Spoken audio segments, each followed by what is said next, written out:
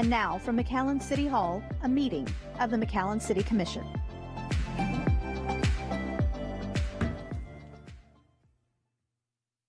Good evening. We are here for the commission meeting Monday, March 9th, 5 o'clock. We will start with the Pledge of Allegiance and followed by an invocation by Commissioner Rudy Castillo.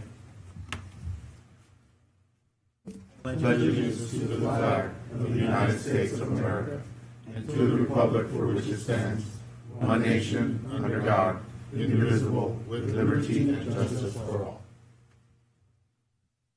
Yes, can we all please bow our heads, please? Heavenly Father, I ask for your guidance in making the proper decisions for our community and this wonderful city of McAllen.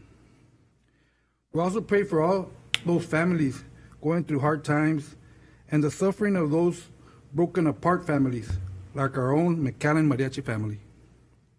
Father, I also want to bless our city employees, first responders, and our military forces that are at war, and please bring them home safe and sound. In God's name we pray. Amen. Amen. We do have a couple proclamations today. We do have Texas High School Coaches Association, which will be presented by Commissioner Cabeza de Vaca.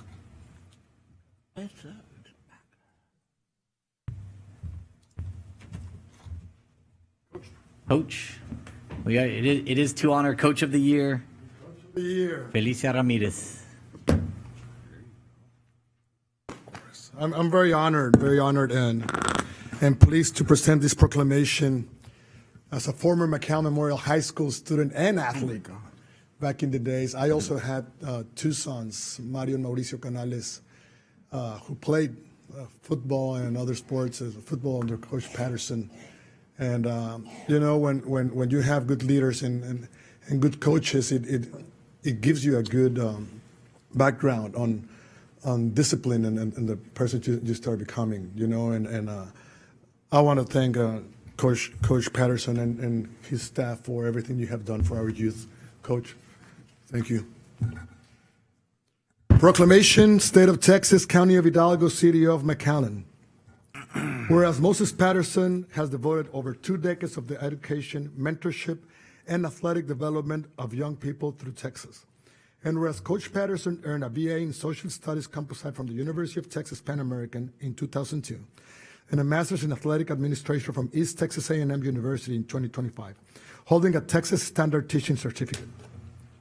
And whereas Coach Patterson has served with distinction in multiple roles, including Athletic Director, Head Football Coach, Department Coordinator, and Social Studies Educator at schools such as McAllen Memorial High School, Edkel Chelsea High School, Canyon Randall High School, Highland Park High School, and Edinburgh North High School. And whereas as Head Football Coach and Athletic Coordinator at McAllen Memorial High School, he has compiled an overall varsity record of 172 wins, 74 losses, leading teams to numerous districts, by districts, areas, and regional honors, including repeated appearances in state playoffs. And whereas under his leadership, student athletes have earned 65 athletic scholarships, including 13 Divisions I athletes, and achieved individual accolades, such as Texas 6A Build Ford to Player of the Year, Tough Player of the Year. And whereas Coach Patterson had received numerous honors, including District 16 5A Division I Coach of the Year in 2021 and 2025, Valley VZN Award Head Coach of the Year in 2025, Texas High School Coaches Association Region 7 Head Football Coach of the Year in 2025, and recognition in Dave Campbell's Texas Football 10 Best Coaching Debuts in Texas High School Football in 2021. And whereas his philosophy of athletic center on discipline, effort, execution, teamwork, and servant leadership has inspired young men and women to achieve excellence on and off the field, reflecting the highest ideals of the Texas way. Now thereof, I, Pepe Cabeza de Vaca, City Commissioner of the City of McAllen, Texas, by the virtue and the authority vested in me, and on behalf of the Mayor and the City Commission, do hereby proclaim March 9, 2026, as Coach Moses Patterson Day. Congratulations, Coach, and we are very proud of you.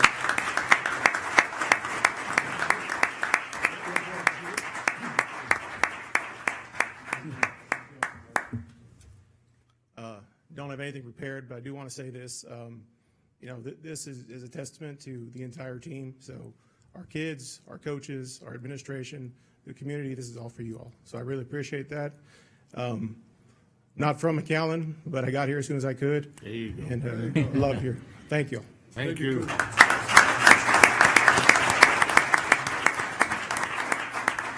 I even brought my Columbia Blue thing, so. And we also have a proclamation for Grant Professionals Day. I'll be reading that one, so if the grant department could join me up front, Julia.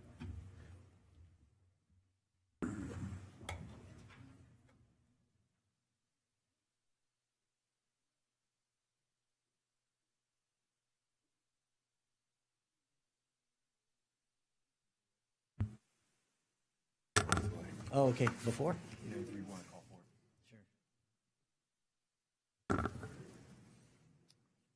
There is a video that we're going to play, so we'll watch the video right before we read the proclamation. Every day in our South Texas community, people set out to work in an array of careers, whether it's wearing a uniform, strategizing in meetings, or repairing a light pole.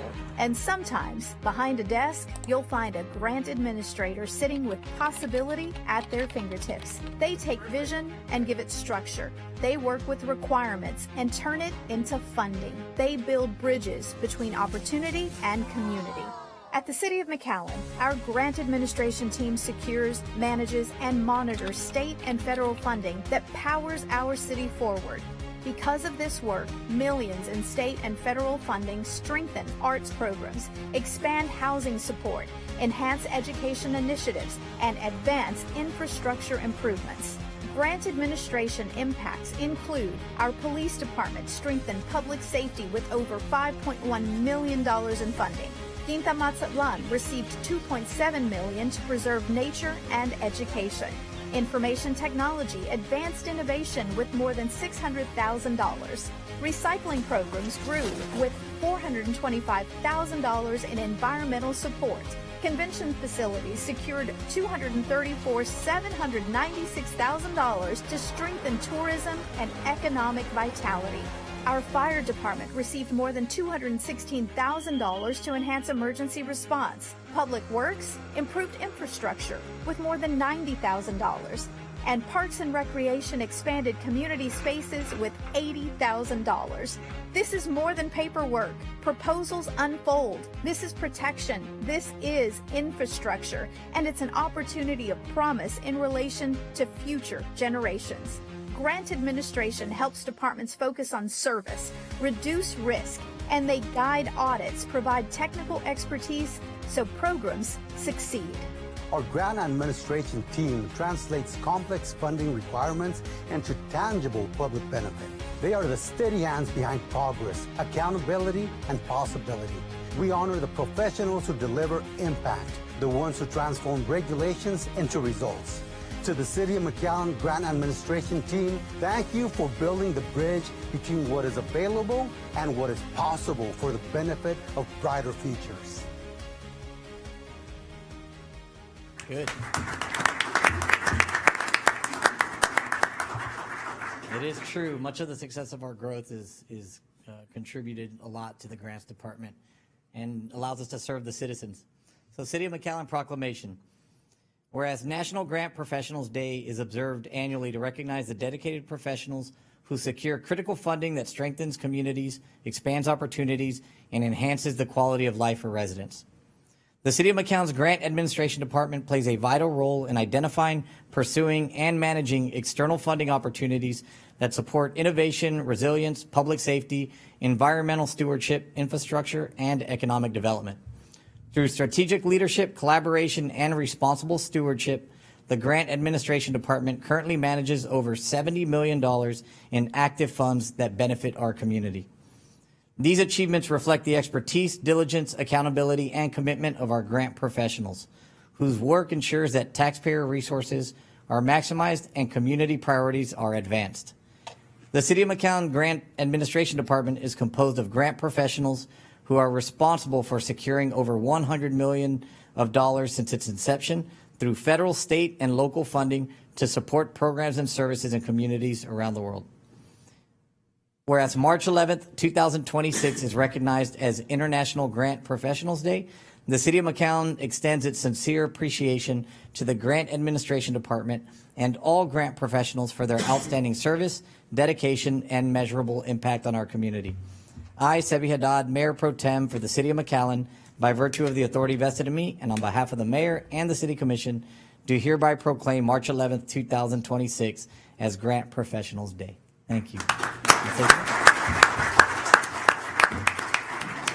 Thank you so much. So good evening, Mayor, Commissioners, City Manager, colleagues, and members of our community.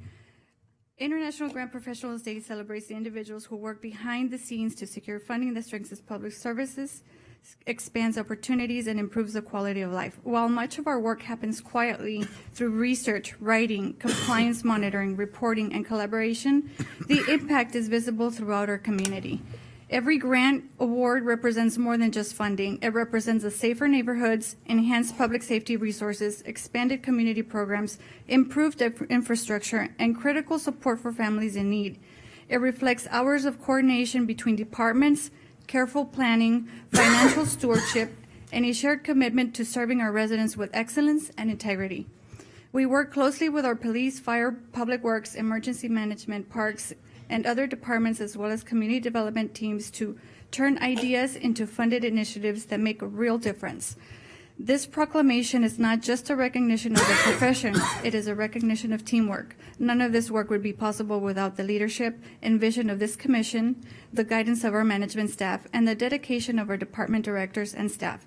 Grant success is truly a citywide effort. Thank you for this meaningful recognition. It is both an honor and a reminder of the responsibility that we carry to steward public funds wisely and to continue seeking opportunities that strengthen our community today and for generations to come. And a special thanks to Irma and her team for that wonderful video that they prepared for us in such a short time. Thank you.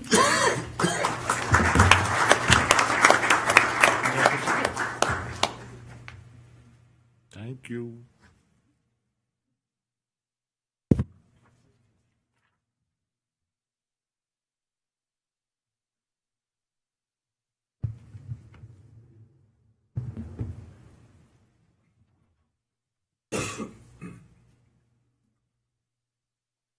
You're on deck. Oh, you're on deck. You're not batting yet. All right. Hang on a second. Good afternoon. Hang on a second. Oh, okay. Wait a minute. Our leader is taking a picture.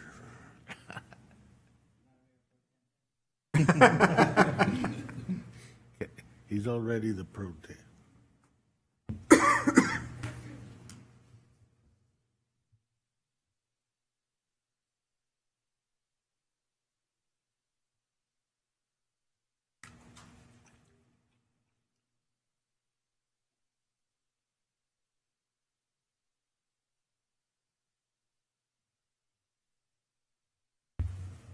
All right. Now we can call the public hearing to order. All right. Now you're on. Good afternoon, Commissioners. All right. So the following items were heard at the P&Z meeting of February the 17th. Items 1, 2, and 3 are customer initiated. Item number 1 is a rezoning from R1 to AO. This is located at 1604 Frontera Road. This is on North Bicentennial and Frontera. This is in order to the property owner has about 7 acres, so he wants to rezone it to AO for agricultural purposes. Item number 2 is R1 to R1. This is at 802 Orange. This is on Orange and 8th Street. The customer is just rezoning to take advantage of the ADU. Instead of getting the conditional use permit, he just rezones it. Item number 3 is a conditional use permit at 5245 North 23rd. This is on 23rd and Zinnia. This particular applicant has been running an event center, so they're wishing to do an event CUP for 2 years. Item number 4 is city-initiated rezoning of 42 parcels.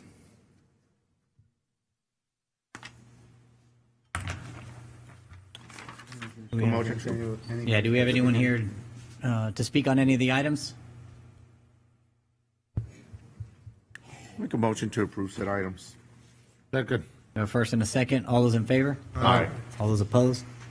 None. Motion carries. 1B. Okay, B1, customer has requested if we could table the item. They're out of town. This is that rezoning at 1708 North 8th Street. Motion to table. Second. We have a first and a second to table.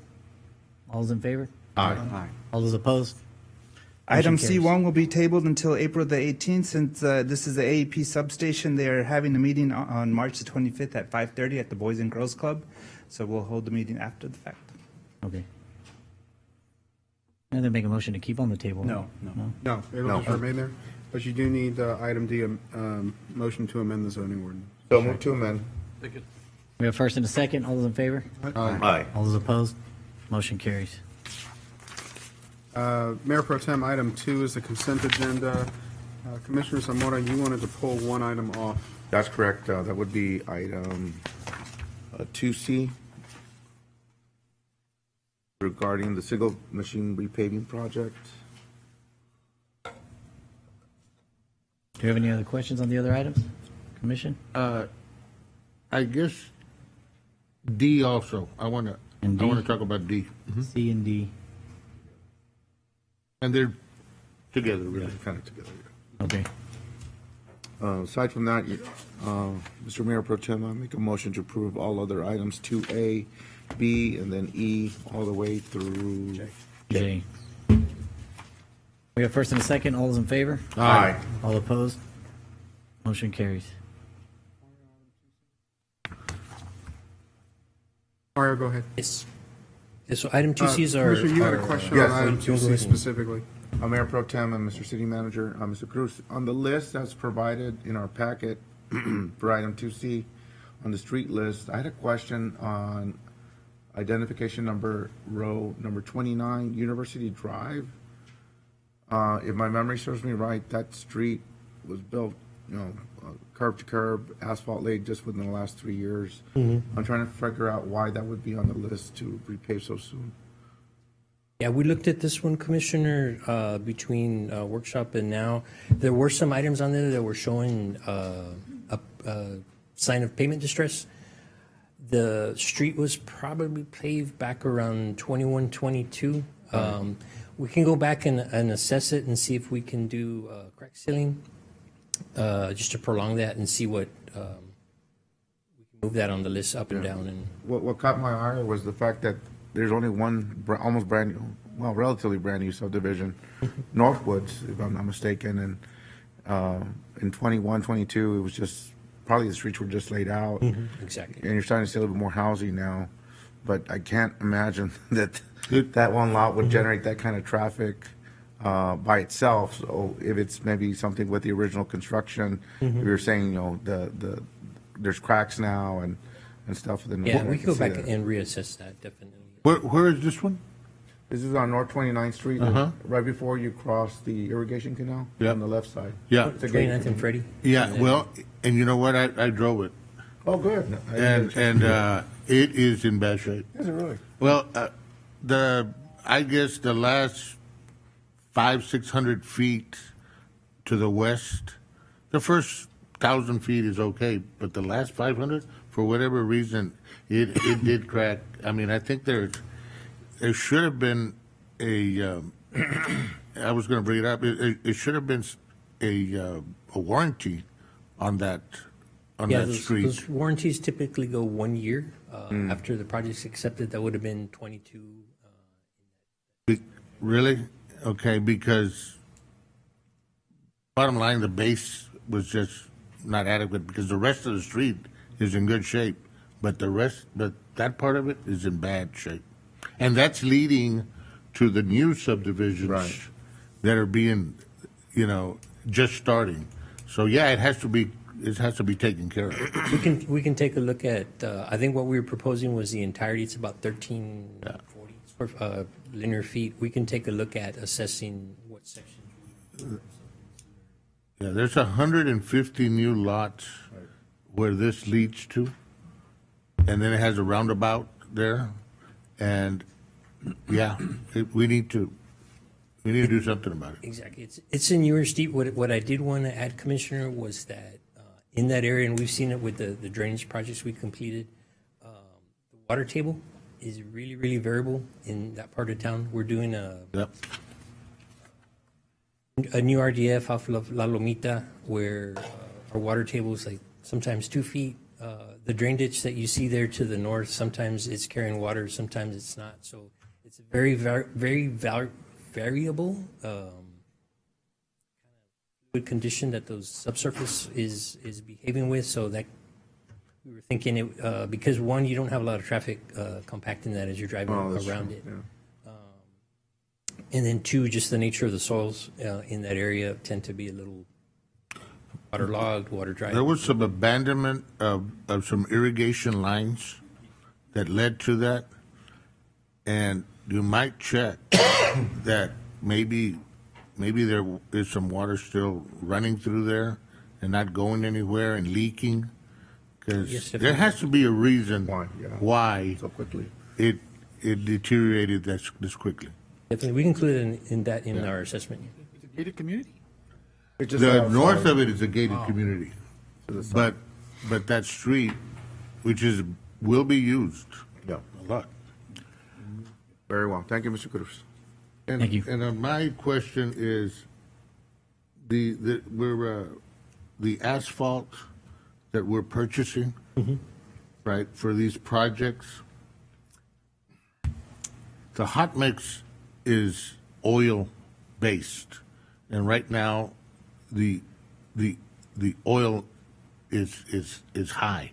Will it be temporarily? Will it not? So I saw the pricing of it, and I know, they have to protect themselves because, they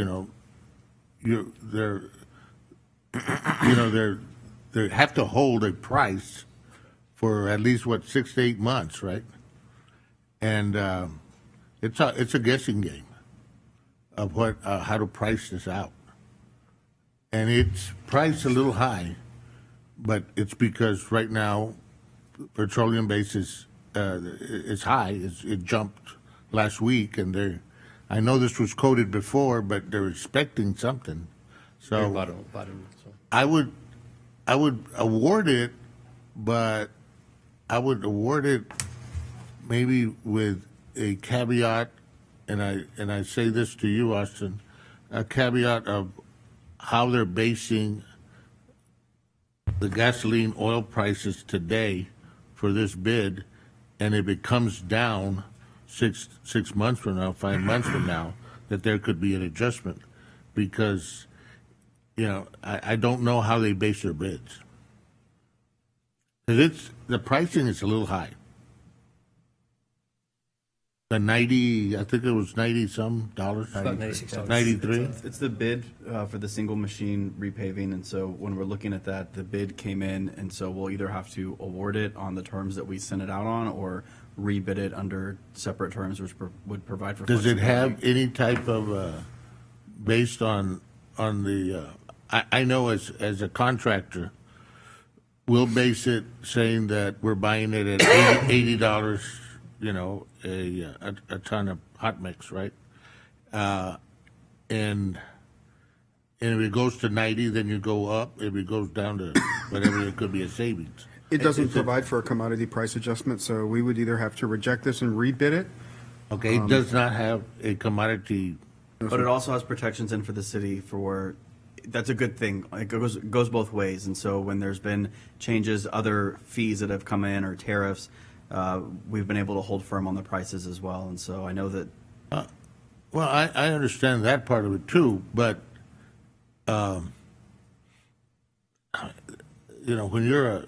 when you're providing a service and you declare war, well, how could you know that, and how do you base something? And if you're going to have them honor it, 6 to 8 months later, I mean, it's out of their control. It's almost like a nature type of situation, And it works both ways, because if it comes down, the barrel comes down, well, we should have a savings.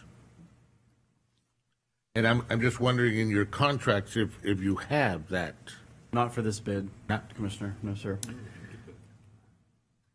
Well, it's spaced a little high. It's It is, and pricey, I know but that- all three of that's- them were high, okay? I think that's why staff's recommending rejection of the second item of the bid is because the prices came in high. What are you recommending? Recommend award a contract at the 9377. 93.77, yeah.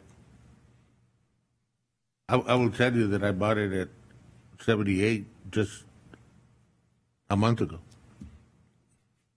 Our pricing history is. But if I here. would quote it Right. today, Right. Yeah. if I would quote it today, I wouldn't quote it based at 78. I had to base it at 90 some. Yeah. Historically, Commissioner, we've paid 88, 92, 95, and 93. So it's consistent with It's past city consistent. practices. Yeah, I saw that. Okay. You know, if it doesn't go down, we're not gonna give you credit for it. Right. And it's like in the trucking business, the same thing. It goes up, but once it goes down again, they lower your price. So I think it should be fair for them to lower the price too. I mean, get some credit, but if we can't get it, so we can't. I'm gonna hazard a guess. Huh? Has Cutler Repaving always been the winning bid on these projects every No. year? Has it been somebody else? I know that off the top of my head because we had litigation stemming from this commissioner, and Cutler was not the party to it. So, Oh, no, I sir. see. There's been another contractor as well who has received this award. How many bids did we actually get this time around? On the, let me see, go back to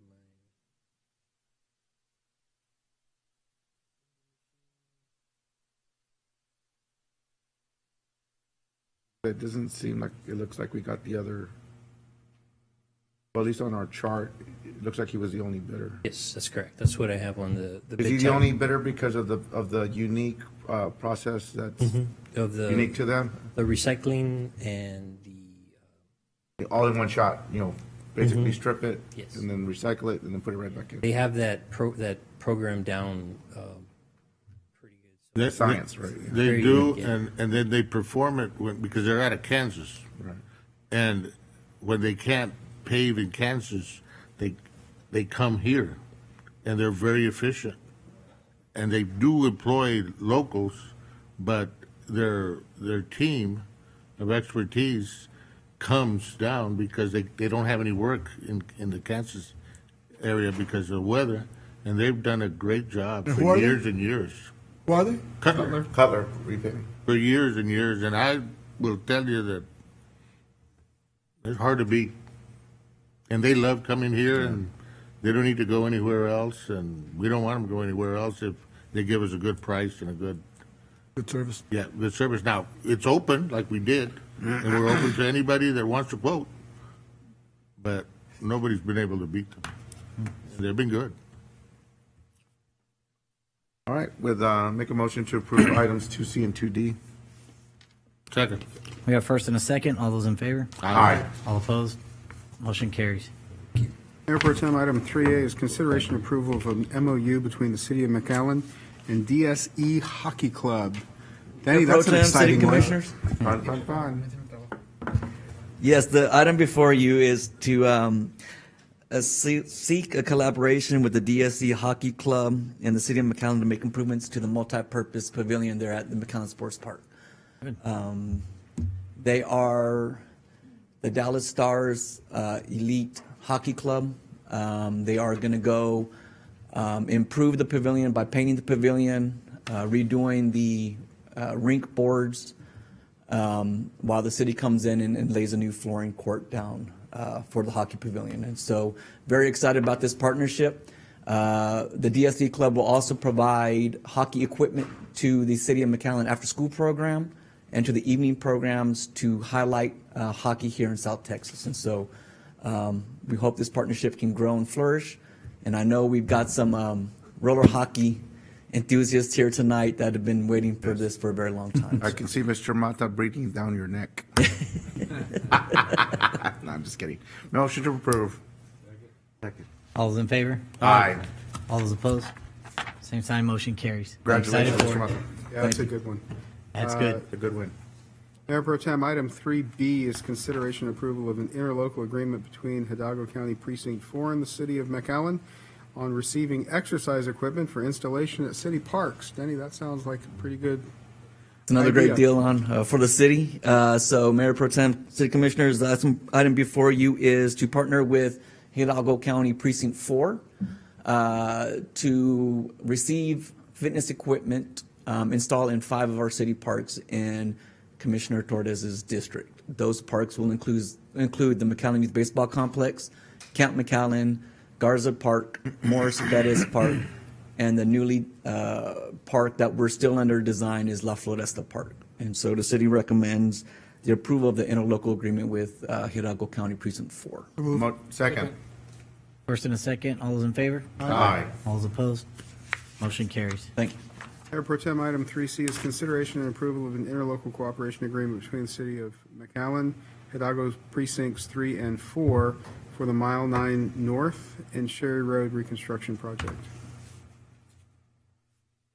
Mayor Pro Tem Commission, this item is another cooperative project we have with Precinct 3 and 4, essentially for reconstruction and paving of Mile 9, section of Mile 9 and the section of North Sherry Road, south of the Tres Lagos area.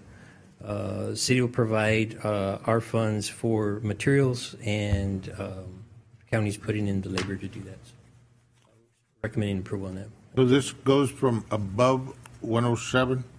Yes. Above 107 going north?